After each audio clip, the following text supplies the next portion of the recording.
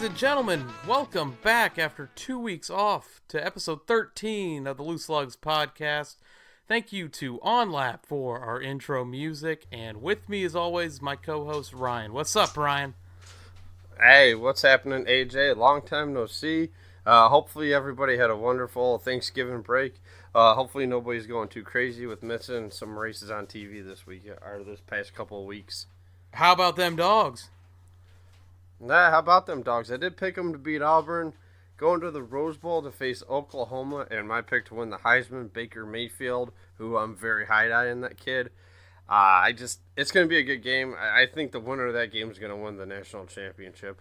You know, after the loss to Auburn, or 4 weeks ago, I think it was now, or 3 weeks ago, I sat there and said the only way we get in is if we win the SEC championship game. We went out, win the SEC championship game. It's the only way we get in. And I thought it was going to be against Alabama, but I wanted it to be Auburn. Well, I got my wish, and we got our payback on that one. That you did. That was a dominating performance too. Because Sarah and I went to Tubby's and they have a TV on. And they had the game on, and I'm like, it was 7-0 Auburn.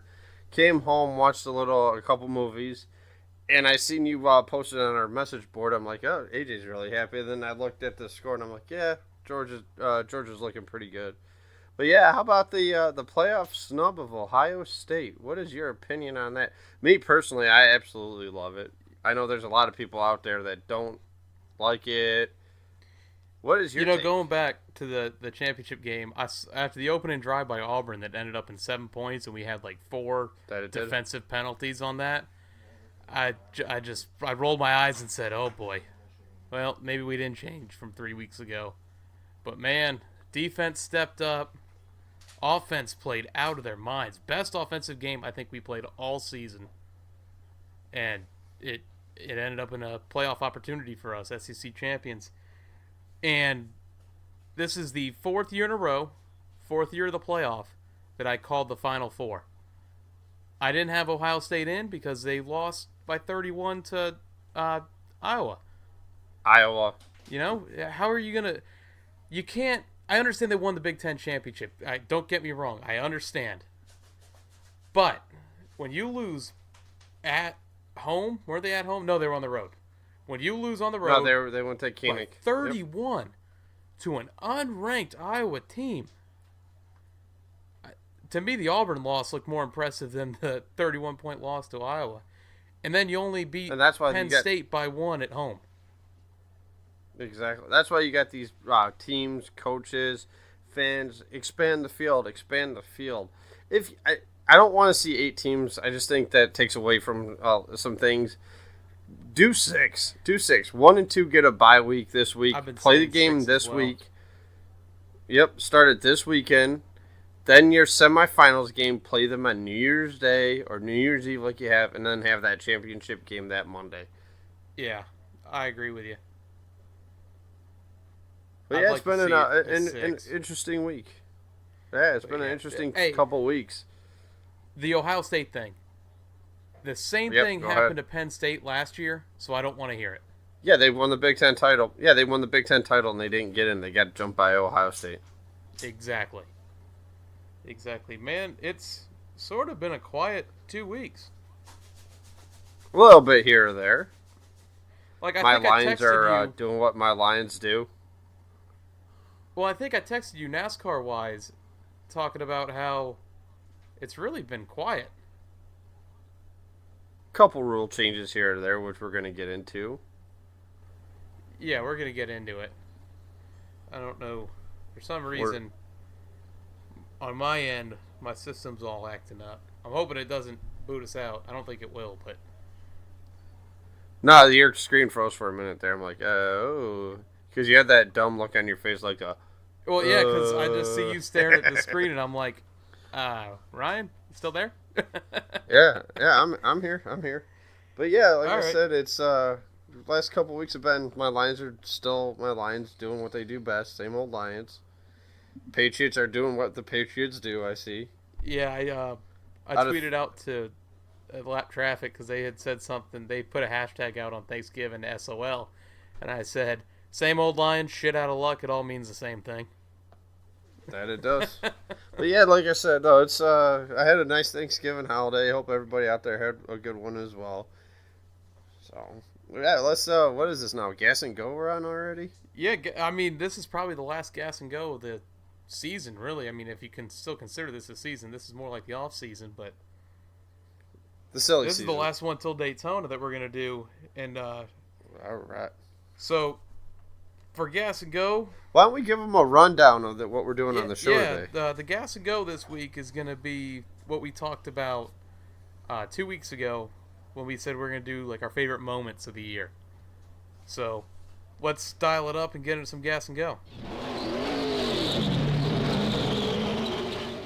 All right, so I broke mine down, Ryan, into 4 different parts here.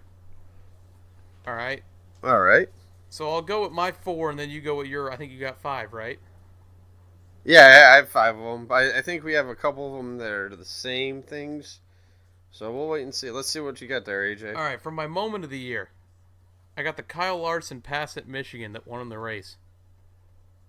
That's part of one of mine right there. Yeah, that insane to be there. Awesome pass. It was actually a very entertaining race too. People are like, "Oh, they got to do away with Michigan. Have 2 races out there." That pass was incredible. Go ahead and get into that. To be there in person was awesome. I sat at home going, I see Larson. I think he restarted 4th on the outside, and I'm like, he's gonna do something. He ain't just going to stay back there. He already had a win at this point. So he's going to try something. And sure enough, he had 2 at that point. 3 wide going into turn 1. It was awesome. That it was. Especially because where our seats were at. I've sent you the video where we were sitting. Or the pictures. And it coming right at us. He had him going into 1, out of 2. And I'm like, pull away. And he pulled away. I'm like, yeah, baby. Awesome time. Yeah, that was a fun race this year. I think that was the spring race, wasn't it?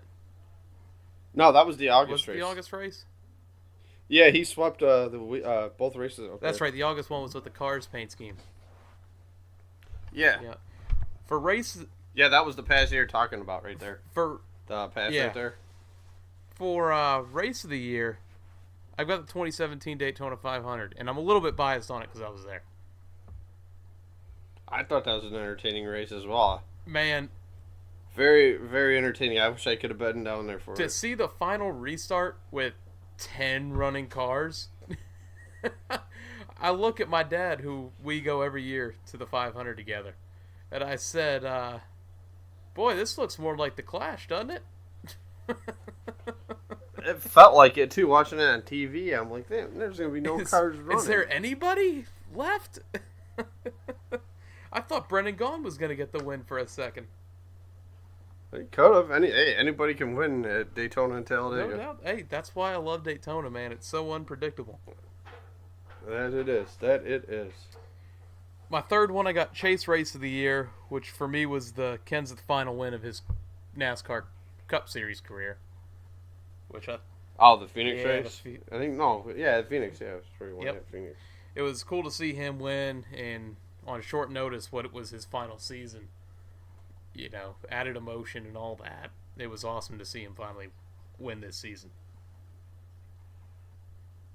Yeah, it was cool to see. And for my incident of the year, the Logano Busch fight, like 3 weeks into the Vegas? season. Yeah. Yeah, Vegas. Yep. Yeah, Kyle's all bloodied and everything. Yeah, I mean the Logano Kyle fight would be good, and another one would be the Denny Hamlin Chase Elliott, but overall, the Logano Busch fight was to be the highlight of the incident of the year part. Oh, definitely. You see, come back from breaking, and then all of a sudden, Kyle walking away all bloodied. It's like, they must have gotten into a little scuffle about something. What happened?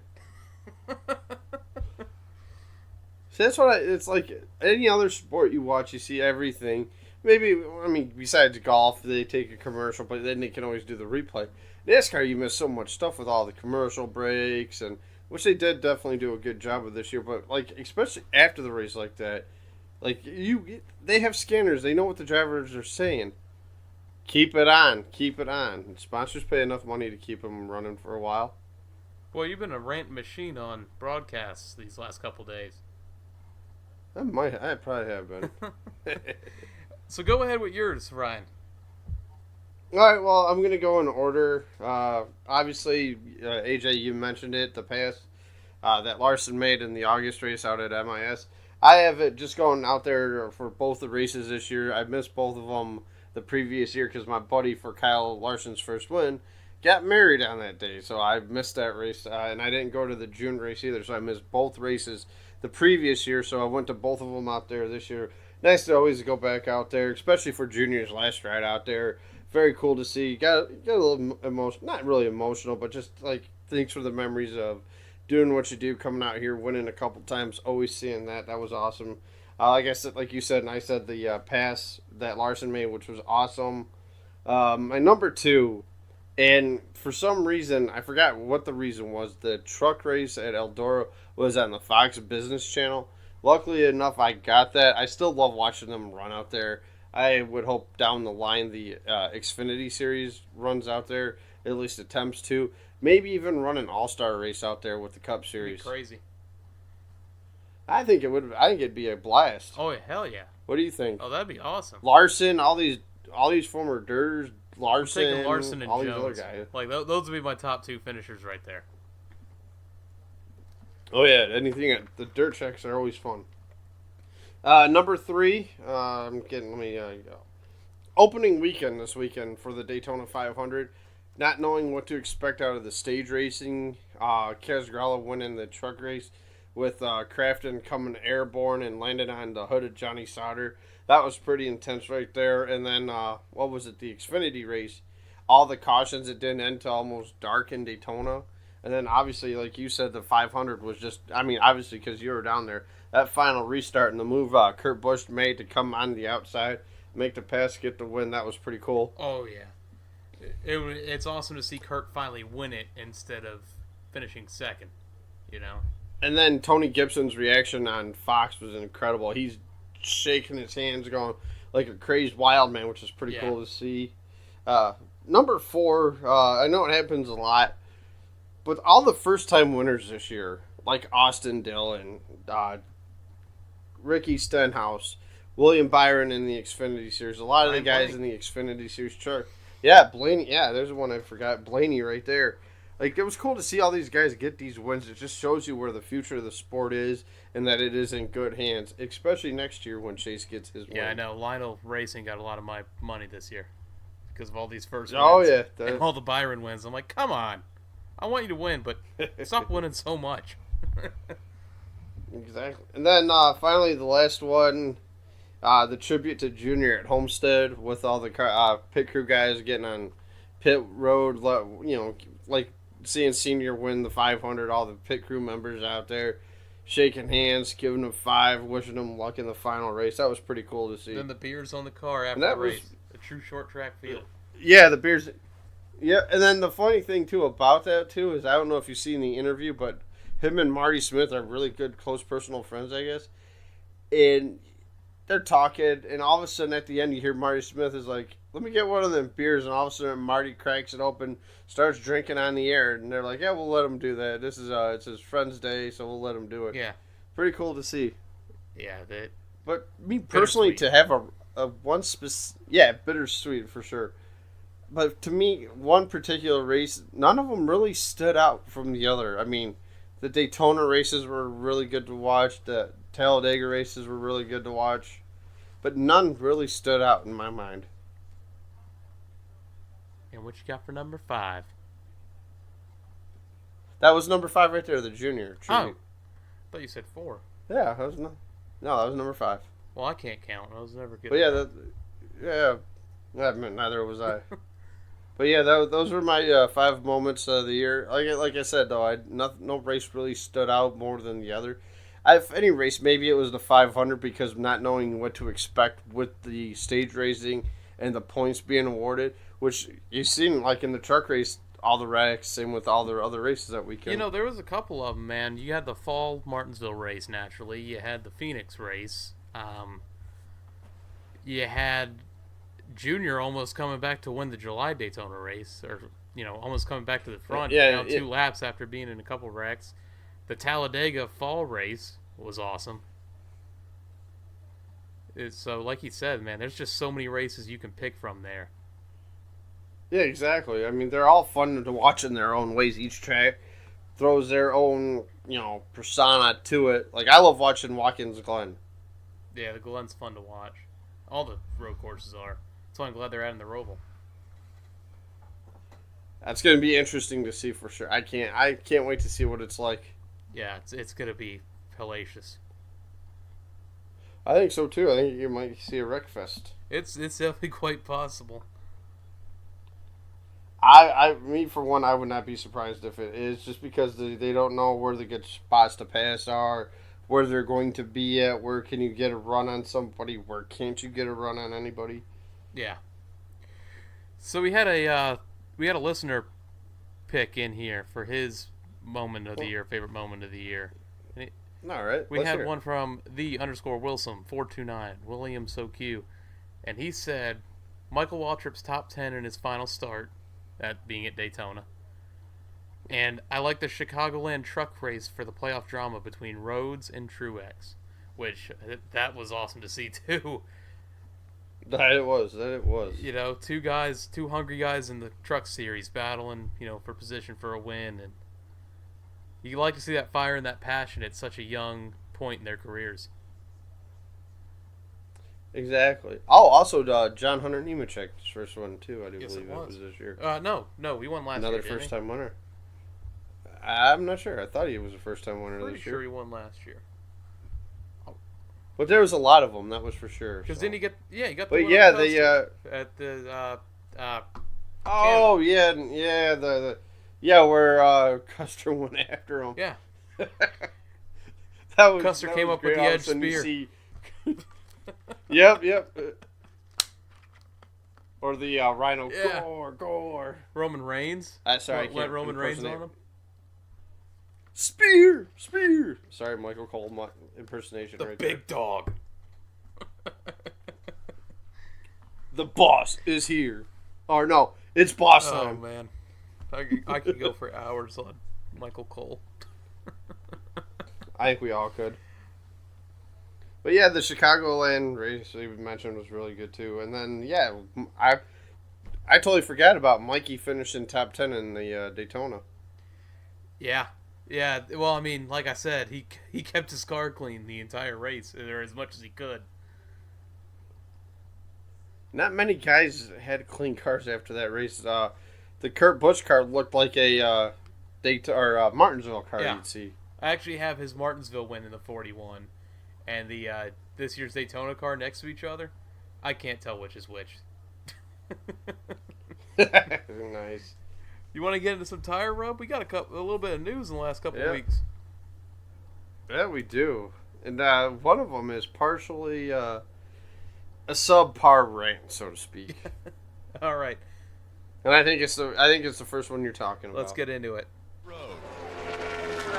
Left side. All right. First thing on my list here is Kyle Busch wins the Snowball Derby. Snowball Derby is a short track late model race here in Florida. All right. I'm trying to remember what city it's in. I can't remember what city it's in. Damn it. I want to go to it, though, pretty badly. It's an expensive ticket, too. Is it really? I want to say I looked last year at going, and it was like $130 a ticket. Holy cow. Yeah. And I think what they do is, though, they set it up for, like, packages for all 3 days. You have your qualifying. Okay. One day you have your prelims, the next day, and then you have your main. So they make like a weekend out of it for $130. Now, is that a dirt track or is it a... Oh, is it... Yeah, a lot of guys have competed this over the years. Kyle's a 2-time winner, I think, of it. Christopher Bell, I want to say, has been in it. Chase Elliott's been in it. A bunch of the big-name guys, and then plus your local short track heroes, you could say, are in it. Oh, yeah, it's an awesome race. It's basically the asphalt version of the World 100. Oh, all right. At Eldora, they do that, the World 100. So, yeah, Kyle Busch winning. I'm not surprised by that, just being that the equipment he's in. Yeah, exactly. We probably use jet engine fuel. Pulled a Michael Waltrip from Daytona a couple years ago. I couldn't. I had to bring that out one sooner or later.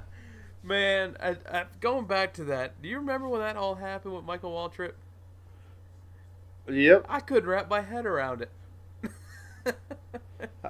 Jet fuel in a race car. What? Because I remember when my dad told me about that. He's like, did you hear the news? And I'm like, what news? He's like, yeah, Michael Waltrip's team got fined or suspended or put on absence because they were trying to use jet fuel in the car. And I start busting out laughing. I'm like, are you serious? I'm laughing right now thinking about it. I'm like, are they trying to get Toyota that much of an advantage? No, he wasn't with Toyota yet. By adding jet fuel? Yeah, he was. No, that was Toyota. It was his first. Yeah, it was Michael Waltrip Racing. It was the first year he was there with Toyota. What did they like? They park the cars and the planes in the same place and they mix up the fuel? They might have. Kind of reminds me of the episode of Family Guy where Peter becomes a redneck. And he puts the jet fuel in his truck because he has the flashback of him flying. And the airline pilots come back and are like, did we fill the plane? Do you see the nozzle in the plane? Oh, yeah. That just reminds me of the whole, them trying to fill the cars up with jet fuel. And taking off from hangar 182. It's the number 55 Napa Auto Parts Toyota or Aaron's Dream Machine Toyota. I think it was the Dream Machine. I could. That was classic. I think he got a good qualifying spot too. I thought he was in like the top 10. I don't know what's more boneheaded, that or Sterling Marlin getting out of the car under the red flag at Daytona, leading the 500 to pull back the tire. I don't know who the pace car driver was on that Sterling Marlin incident, but he got out and was like, "What are you doing? You can't do that." You remember who won that race? Yep, Law Burton. We had here's a question to the followers, to the listeners right here. What is a bigger boneheaded move? I see AJ still laughing his rear end off. The jet fuel in the car or getting out of your car at the Daytona 500 to pull back sheet metal when you cannot work on your car. Not a boneheaded move, but how funny was it seeing Joey Logano's Jacko around the track at Talladega a couple years ago? Oh, that was, yeah. Surprised that Jack even was under the car for the entire trip around. The worst part is it was fast. That car was still faster than most of the cars out there at that point. World's fastest Jack, baby. Or how about at Dover this year? Kyle Busch losing the tire. Well, I mean, I don't want to point fingers or anything or tip anything off, but Loose Lugs Podcast logo. That's right. All right. That's where we came up with the name of the show. We gotta right? move on here. Yeah, before AJ, before you cry for some more. Dale Jr. wins his 15th straight Most Popular Driver award. No surprise to anyone, but finishes his career one less of Bill Elliott, who's had a record of 16. Hey, I got asked this question on the My Opinion and Therefore Fact NASCAR Trivia, and I want to see if you get it. Bill Elliott won the award 16 times. It was 15 straight until this person unseated him in 2001. Who was it? Tony Stewart. Wrong. It was Dale Earnhardt. It was senior. Yep. All right. Which that one also didn't surprise me. That was my first thought when I heard it. Was it had to be senior? See, I thought that was a trick question. It kind of is. There. It kind of is. But here's my thing. I don't know if you watched any of the awards banquet. I missed it all. Okay. I turned it on, turned it off because I guess it was pre-taped and everything like that. And Brian France awards Jr. this this prestigious award. He walked off like he had to go use the bathroom. I don't know if he had just opened up a beer or if he had a hot He left the stove on. He just remembered. Or Or he's trying to think, or he thought of changing another rule as we speak while he was walking out there to present Junior with this. Because the look on Dale Jarrett and Junior's face is like, this is the guy. You're talking about Truex, right? Truex Jr. when he was handing him the ring? No. He handed him the ring and just clearly walked off the stage. Yeah, Franston? No handshake. That's why I said it. He must have left the stove on or something. He didn't shake the hand. He's like, congratulations, champion Martin Truex Jr. Gets off the stage, hands him the ring, no handshake, no congratulations, walks right off the stage. Really? Well, he did the same thing with Earnhardt Jr. because he won this Lifetime Achievement Award or something. It was some weird award. He comes out and he's like, yeah, no surprise that he's the most popular driver, this, that, and the other thing. Dale Earnhardt Jr., and here he comes, he hands it to him, he walks off the stage. And Dale Jarrett, who was, who did the speech for Junior, like, hey, welcome, 15-time most popular driver, did that. Junior comes up, everything like that. He talks for a minute, and then the whole France thing happened. It's like, and this is supposed to be the leader of the sport? I'm trying to find the gif of it so you could see it, because the look on Martin's face says it all. What? I think they made memes on it already about that. Yeah, it was incredible. Like, no congratulations, no hand shaking of the hands. It was just, here you go, bye. It's like when somebody wins the Stanley Cup, like the last 2 years. I mean, granted, yeah, it is the Penguins and Gary Bettman's love child, Sidney Crosby. They shake hands. When the NBA commissioner, I can't think of his name right now. Who is the NBA commissioner? Stern. No, not Stern. No, that's the old one. Silver? Yeah, that's it. Adam Silver.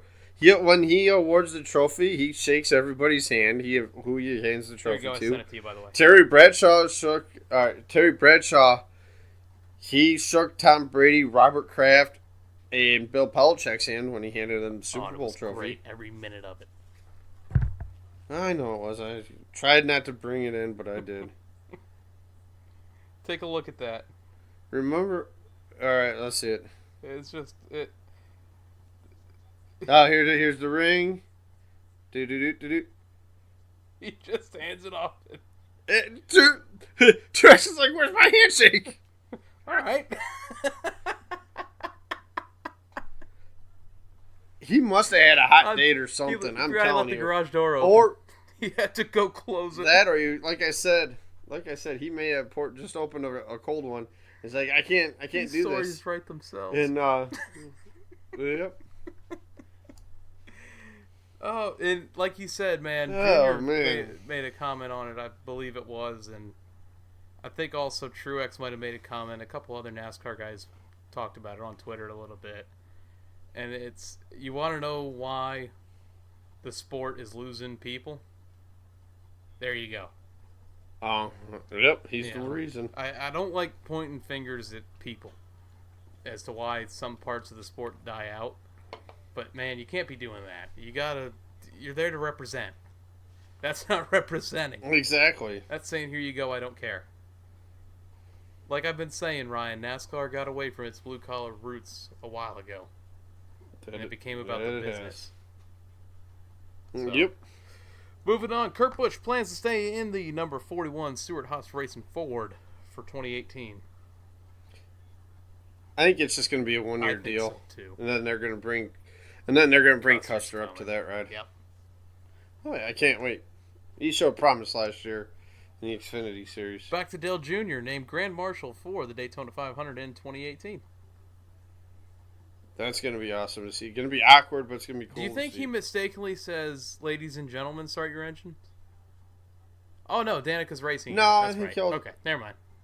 Yeah, I think he'll do drivers start your engines, or he'll do like driver or friends and drivers or something like that along those lines, and then do it. It's like when Richard Petty did it for his last race. He did it from the car though. Even though he was in the Petty car. Petty did it in a badass way. way. When he did. Yes, he did. Next Regan Smith is moving to the Fox Pit Road team for 2018. I like that. I like Regan Smith. So Gives a great point of view of the sport. But go ahead. Yeah, are they gonna do the? They're gonna have 4 pit reporters, right? Jamie Little, Yoakum, Vince Welch, Regan Smith, and Vince Welch on the pit road. I like that 4 pit reporters. I don't mind it. I'm wondering how he's gonna do in the. Are they having like the drivers do the pit road thing for Xfinity this year? I saw they're still doing it. I don't know if Regan's allowed to be a part of that. Yeah. He might not be able to. I'm sure he'll give advice to a driver. Oh, probably, for sure. Moving on. I thought Parker Kligerman for NBC. I thought he did a great job. Kligerman did do a great job this season. It was fun for him too. Moving on to the Credit One Bank is now the primary sponsor of Kyle Larson's number 42 for 2018, seeing as how Target is leaving the sport.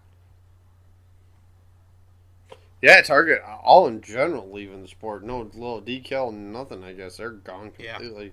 Yeah. Speaking of sponsor issues, Miller Coors is unlikely to renew their NASCAR deal. As you know, they are the Pole Award sponsor, but also, as I noted before in a couple episodes ago, that they were pulling back their sponsorship of Keselowski's Miller Lite Ford. It's less Really? races next year than it's been the last several years. It kind of pulling like what Budweiser did. So it's probably going to be like Detroit Diesel. Yeah. Probably be like Detroit Diesel or something like that on the car. Yeah, something like that. Well, Discount Tires joining them next season too, which is big. Local business Discount Tire started in Michigan. There you go. Yeah, it's gonna be weird to see though, like no Miller Lite Ford though, because I remember, like I said, watching Rusty in those cars, and even further back. Weird to see these sponsors besides going. Busch Beer, I don't see any other beer sponsors being recognized after that. I'm trying to think. Just Busch Yeah, on just Busch. Kevin Harvick. Busch. I love that damn commercial. I tell my girlfriend every time it comes on like that. That is my favorite commercial airing right now, except for the one with the Sarah except for hates the one it. with the Oakland Raiders sweater. Oh yeah, the sweatshirt. Yep, I cannot. I love. You cannot wear this jersey. You cannot wear the jersey. I'm like, he wears the sweater all I'm lit up like, around a bunch of Kansas yeah, City. he wears a yep. All right. And then the grandma gets up and walks out of dinner. Disgusted. Cautions were up in 2017, but they're down in debris. How well does stages play into that? I gotta think you gotta think you get 3 stage cautions a race. Multiply that by 36, and you're already at half your cautions you had last season. Yep. Or more than half. I think the majority of it has to do with the stages.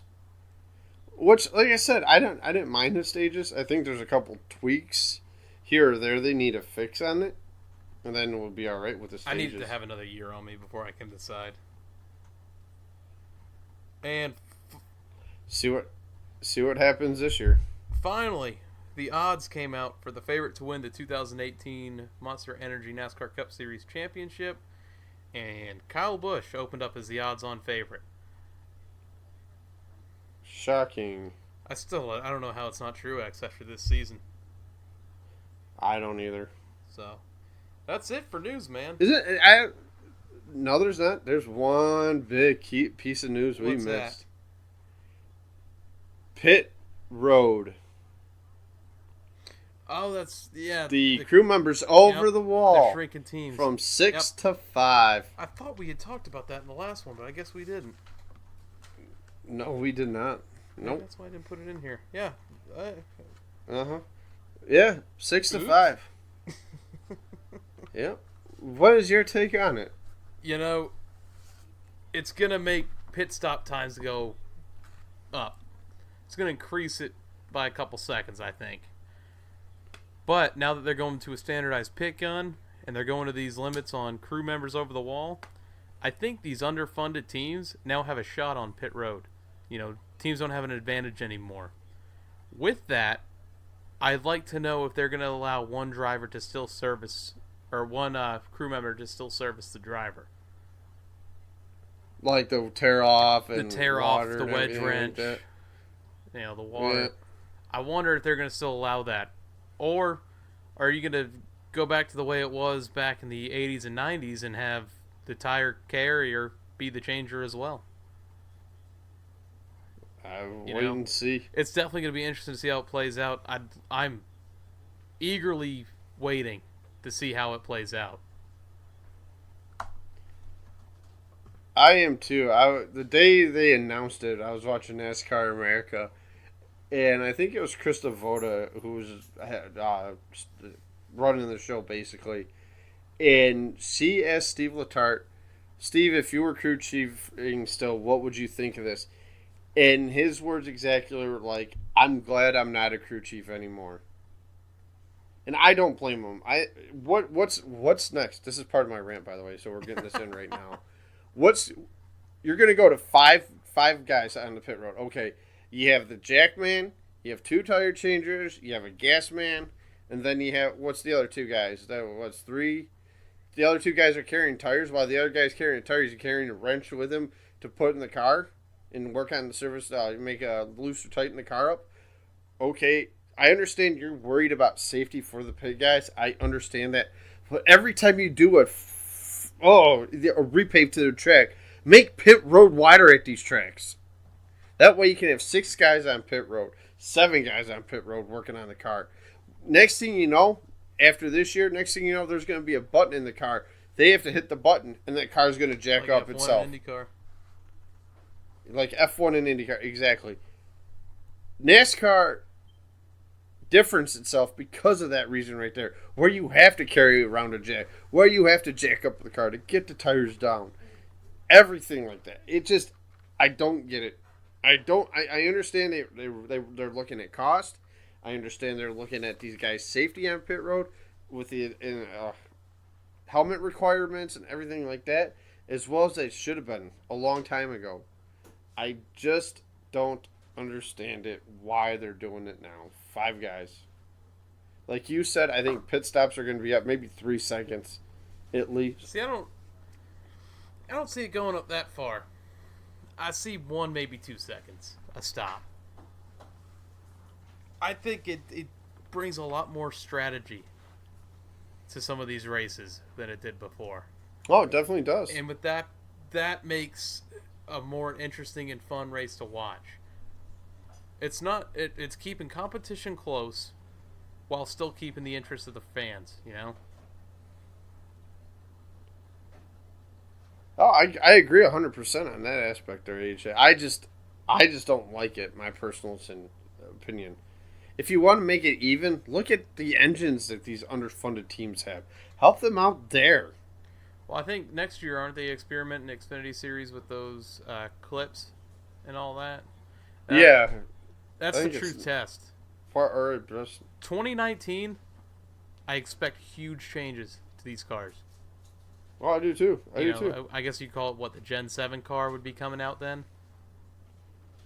Yeah, probably. I see a whole new body. I see a whole new car in 2019. I do too.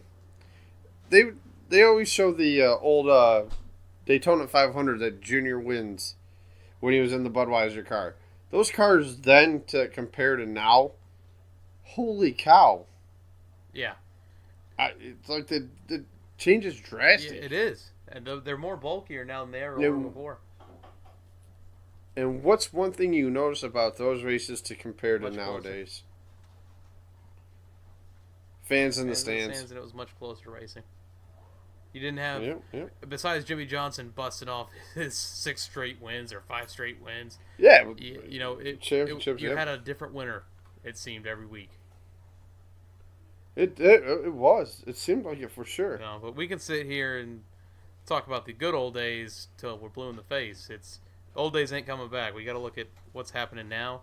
And like I said, I think 2019 look at the future is when they make that big change to go sort of take a step back to how it was. I hope so, man. I really do. Like these 5 guys, and Austin Dillon had a tweet about it. Like I guess they've been practicing already. All these 5-guy pit stops are going to be really good, exciting for the sport. Yeah, they may be exciting. Like I said, I understand safety is the key, and I think that's what they're trying to do. Yeah, safety first, always. Ryan. All right. Yo, what's up? We got a giveaway. We hit 100 followers on Twitter. Do we? 100 followers on Twitter. So I sent a tweet out. We were about, I think, 20 or 15 followers away from 100. And the guys over at Lap Traffic, PTM, MOATF, The Bump and Run, Final Lap, All Turns No Breaks, and Creditcast all tweeted out, helped us out, helped us get there, and we're there, man. So we got a giveaway right now. Thank you, fellas, for all the guys. Your guys' podcasts are always awesome. We all enjoy listening to them. Keep up the good work, guys. Yeah, I can't. Words cannot express how grateful we are to what they've all done for us. You know. So the winner, the winner of the $50 coupon to any of those 8 tracks I listed was Patrick R. Drawn at Patrick Drawn 78. Who Patrick has been a listener from the very first episode of our show. So his name came up first on that randomizer. It was cool to give it back to him, you know, a token of our appreciation. Nice. Congratulations, Patrick. So thank you, Patrick. Hope you enjoy it. I will be sending you a... Let us know what track you're picked. Yeah, let us know what track you're going to pick. And... I have a feeling I know what track I'd pick. What, Kentucky? Bristol? It's Bristol, baby. I figured Bristol. Oh, fuck. After going there in 2013, I'm like, I got to get back. I want to take Sarah down there. I think she'd have a blast down there. Oh, it'd be an awesome track to go to. Let me know if you go to Bristol. I'd like to take her to the night race. Oh, yeah, definitely. Meet you there. Yep. I mean, like, the only issue was the price of the hotel, which we were barely at. My only issue. Yeah, it's amazing that you're gonna pay, upwards of $200 for a bed to sleep in for 7 hours. Yeah, less than that. You're barely there. I mean, because we like I said, we got there. We left our area, which we're about 20 minutes outside of downtown Detroit, and we left at about 4:30, 5 o'clock in the morning. Our buddy Jeff came and got us, and about a 9-hour drive down there, and we got there because we heard that the K&N series, the K&N East series, wow, that's a tongue twister.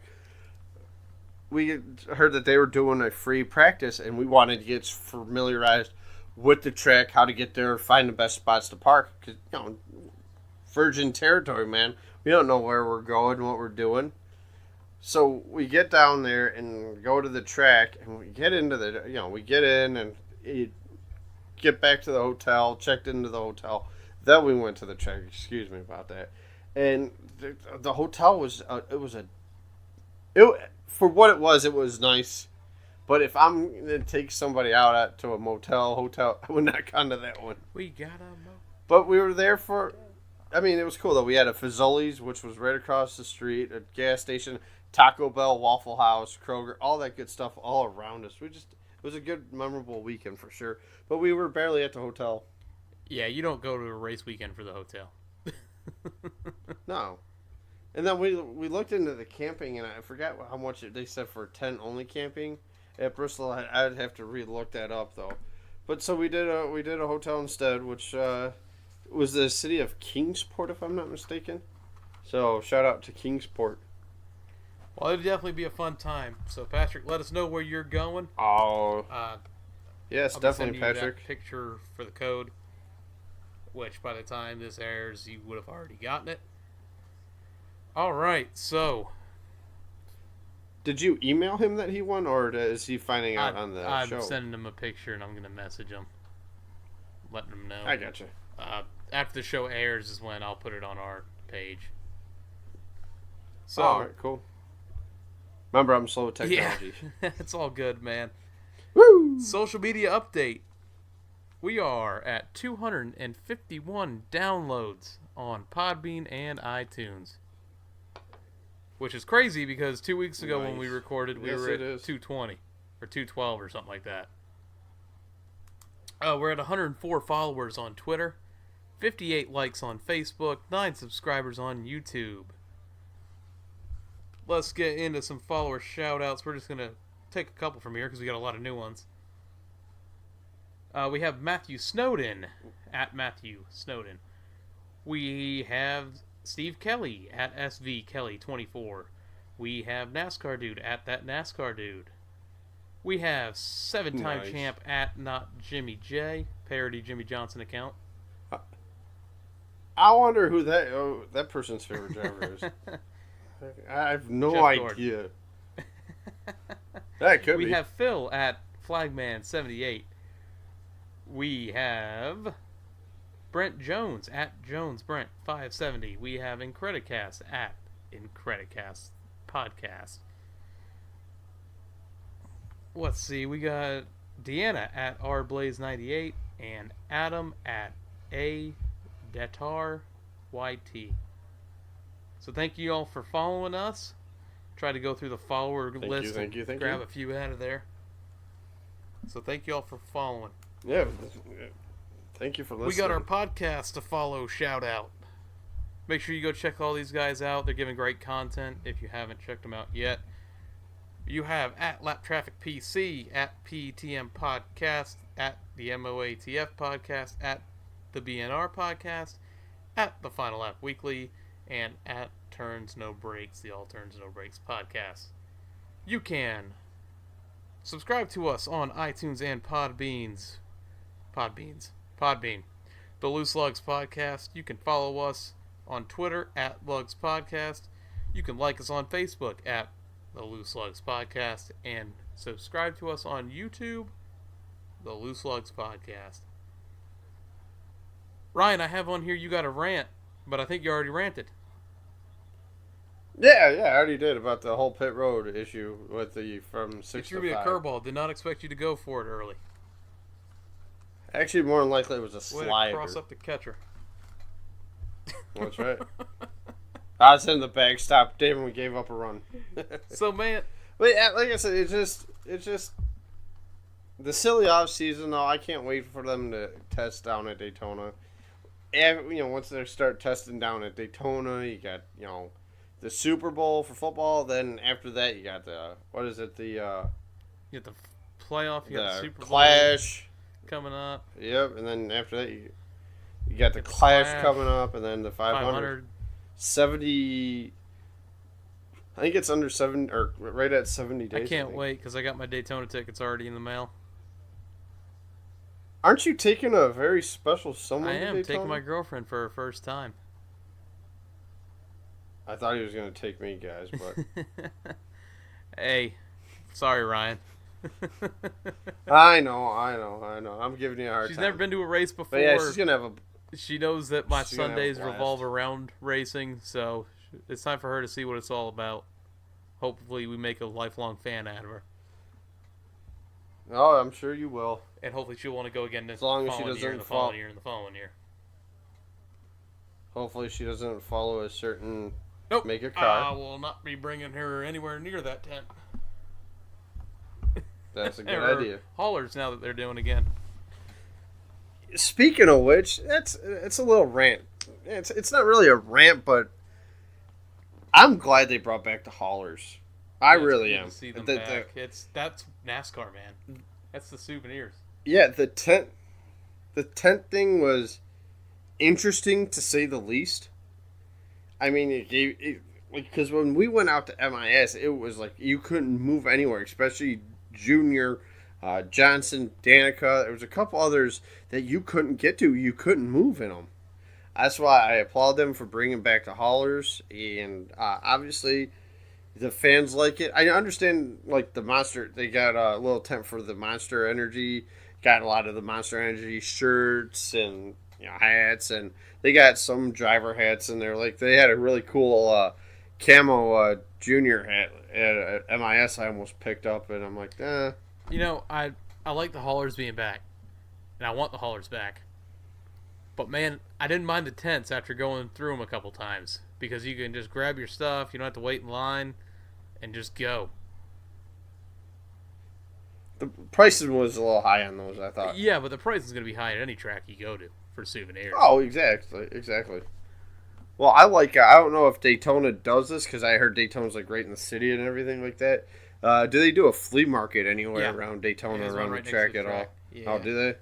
I'll be there. Oh, is there? Yeah, MIS. I'm actually going to be there a month before the race for New Year's. Oh, really? So, like, literally, I'm staying 5 minutes away from the track. I will be able to see the track from where I'm at. So we're going to hit up some of the race shops down there, hopefully get some souvenirs early, so this way we don't have to waste time when we get to the track in February. Give me something, William Byron. I got you covered. There you go. Yeah, like I said, where I got my junior win to the first one at MIS car, I got that at the flea market, and I only went through like 4 or 5 tents. But all of the stuff that they have in these things, I want to get there super early. Like, I want to try to camp out there. I've been talking to my cousin Mike, and he was into it, then he wasn't into it, then he's starting to tail back into it. He's got a nice camper, and I'm like, Mike, why don't we just go out and camp out there all weekend? We'll have a blast, party it up, we'll see some good racing, just enjoy a good time with everybody. He's like, that may not be a bad idea. So, hopefully, maybe camping out there in June or August. That'd be awesome. I know I got the renewal in the mail for the tickets for June, and I'm kind of up in the air right now. If we're camping, then I'll just get something, another seat somewhere else. Well, renewal's the best way to go. Or because you get payment plans and all that. Yeah, exactly. So, Ryan, let's talk about our upcoming schedule. Yep. Let's do it. We'll take another 2 to 3 weeks off here. Reconvene again. If we get a guest in the, in that time frame, we'll be back on for sure. Sooner than that. I know you're working. I'm working on one. So I know you're working. 2 people are going to be coming on. One a driver, one a family member of said driver. That I know personally. It's a driver like that. So we're gonna try to get them on. My buddy's working on it because he's. I've been watching highlights, by the way, you? and very, very impressive. A very good driver, dirt driver. Yes, definitely got some questions to ask. For sure. Won the dream, and in the same year that he won the dream, where they were still doing the prelude to the dream, and Casey Kane won in the same car. So. Oh wow. That being said, we'll see you in the next one. We're going to sign off on this one. Yeah. Hit him with it, Brian. We will see you at the track in February. Happy holiday.